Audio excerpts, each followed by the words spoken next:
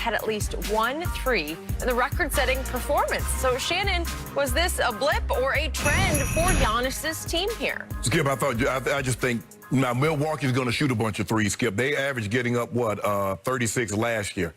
No, actually, they got up 39 threes last year, which was fourth most in the league. The league averages about 34 threes. So are they going to get up 51 a game? Probably not. They'll probably get up somewhere what they normally got last year because that's the only way to really open up the floor and let Giannis have lanes to go one-on-one because everybody's condensing the lane, especially come playoff time, says, you can't come in here. Have a sign, keep out. So the more they can make these shots, the better it's going to be for Giannis. But do I think they're going to make 29 threes again? No. I do not. And everybody may want to accept Giannis. So for me, Skip, I just think this was an incredibly hot night. I just wish they could have made 30. Because if somebody's going to make 30, you want to always be the first to get to around magic numbers. Skip, you remember when somebody, the first one that made 10 threes in the game, but then you make 20. And then so now you want to make 30. The first made 33 in an NBA game.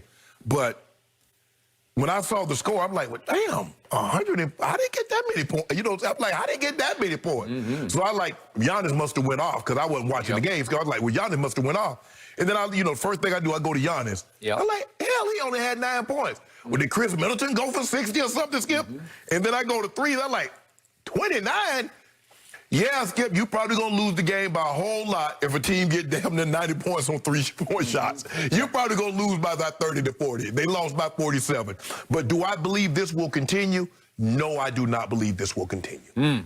So you're going blip, not trend. Blip. I will say this. If in the playoffs this team can make 29 threes a game, they will wipe up the league. They will win every playoff game, everybody. and they will make Giannis an NBA champion. Yes. Here's the great irony of what happened last night. Giannis had his lowest point total since December 22nd of 2018, when he also scored a grand total of 9 points, as he did last night. And the great irony is he was the only one, as you point out, who didn't make a three. He tried 2 and missed both of them. Right. His starting lineup, look at these numbers. Middleton made 4, and Brook Lopez made 3, and DiVincenzo made 5, and Drew Holiday, the newest Buck, made 6. Yes. So those 4 guys combined to go 18 of 27 from 3. Well, that's just unbeatably Well, you're great. probably going to lose the game if they just do just that. those guys. Just those guys. So the point is, all you need to know, and I'm with you, this is nothing but a blip. Just a couple of nights back, Sunday, Madison Square Garden, this same Bucks team shot a grand total of 7 of 38 from 3 and lost to the lowly Knicks by 20 points. Yes. 7 of 38, that's 18%. So they go from making 18% to, 57% and setting the all-time NBA record over a 2-day span. And if you can explain it, you should go to Vegas because you can get rich quick. No. Because you can't explain it. They just got hot. Actually, too often, the NBA and college basketball also, they're just three-point shooting contests. Right. If you have that night, that magical night where it's just contagious, it's leaving your hand, it just feels pure every time it leaves your hand, you're going to win. I was up for watching on TNT the second game last night, which was Pelicans. I love the Pelicans, as you know, at Phoenix. Right. What happened? Phoenix was just bombing from 3. He shot him out the building. The Pelicans were horrendous from 3. So they outscored them 16 by plus 16 at the three-point line, which is times 3. So it's 48 points. Right. So what do you think's going to happen? And what happens, Skip, is that one team starts making threes, and you like, well, I might as well try to get on the action for the other team, and you missing. And so the next thing you know is 3, 6, 12, boom, boom. You call timeout, but you're down 20. And they lost by 25. It's over. And it didn't feel like that. And I thought, actually, Zion played pretty well and scored his 20 points on a very efficient 7 of 9 shots. Right. And it didn't matter. It had 0 impact because he's not shooting and making 3-point shots. And they were. Phoenix was just and it wasn't even Devin Booker who was doing it. It was everybody. Right, because you look at the Heat last night, Skip. They attempted 37 threes. They were 11 for 37. So now you see the Bucks. They making their threes. Well, hey, man, Duncan Robinson, he's a good 3-point shooter, but he'd only get up 4. No, and he made 1. Really? So, And Kelly Olynyk was 1 for 5, and Kendrick Nunn was 1 for 6. You're going to lose It's over. hugely. It's over. And you lost by, what was it, 47? You lost by 47 points? that's got to be a record. Back-to-back so days, somebody lose by 51, and the next day somebody lose by 47. Okay, and remember, speaking of back-to-backs, the Bucks play at Miami again tonight. And they are 6-point favorites, just as they were last night, 6-point favorite.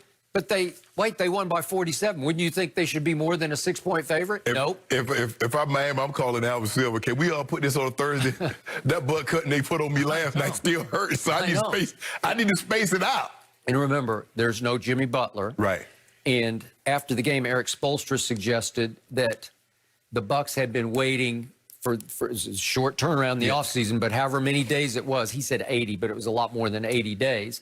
He said they were waiting to get even with us because what happened in the Eastern Conference semifinal in the bubble? Yep.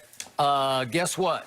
Miami shocked the Bucks right out of the playoffs in 5 games. Okay? So here we are back to the highest paid player in professional basketball, Giannis. History. Yep, in history. And he leads. He was both the defensive player of the year and back-to-back MVP. And yet he scores 9 points, and they have their biggest win of the year. And you may look back at the end of the year and say, boy, that was the most impressive they were all year. Well, guess what? He went 3 for 9 and 0 for 2 from 3. He had 6 rebounds. Yeah. Not great, but he had 6 assists. I'll give him that. And he was getting 6 assists because every time he passed it out of the post to somebody, they drained another. They drained another 3. And the thing is, Skip, with him is the thing with Giannis, Skip, is you notice he turns the ball over to charges. Because they just pack the lane and he just runs slap over people and they go the other way. But no, ain't no way somebody go hit 29. The record was set 2 years ago by Houston, 27. They might. I say they'll hit maybe one more game in the next 67, 66 games. I say they'll be in the 20s one more time. Yeah, but if you told me before the year to pick one team that would set the new record during this regular season, where would the Bucks have been on your list? They would. You know who I'd have picked? Atlanta. Maybe.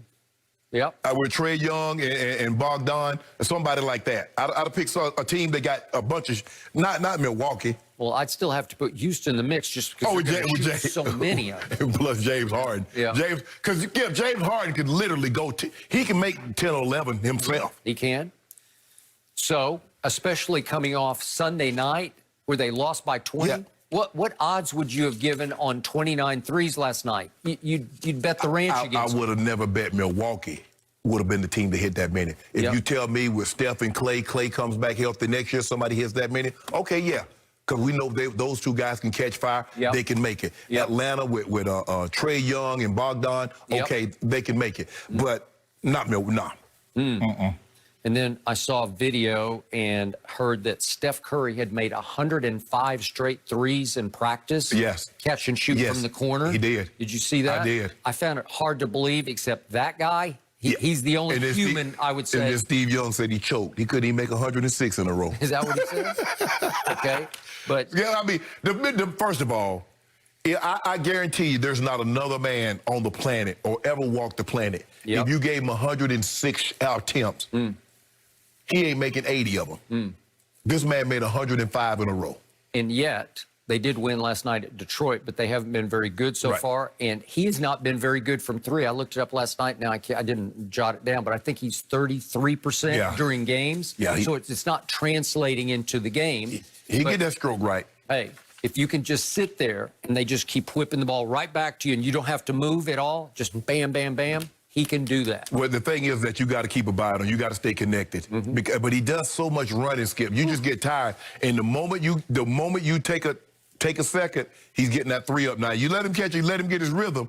He's what, a 43% career from the 3 because his brother's slightly better. Yep.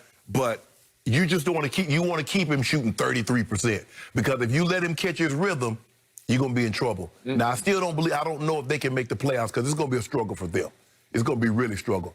I can't see it. Maybe when Draymond comes back, it'll give him a little more pop on defense. And Wiseman has been really strong. Wiseman's unbelievable for his age and the stage. Blocking shots, bringing the ball up, dunking, hitting threes. Yeah. I like him. I like his game. Well, There are just too many teams battling for that final spot, including Broccoli down in San Antonio, and you're in trouble because you've got to deal with them tonight and then again in San Antonio in 2 nights. Got him. Got him? Got him. LeBron's got to deal with the Spurs on his birthday. You never know how that's going to go. I don't know if you're going to like this next discussion, Shannon. Did the Lakers actually take a step back with their offseason acquisitions? We'll dive in. I'll explain next.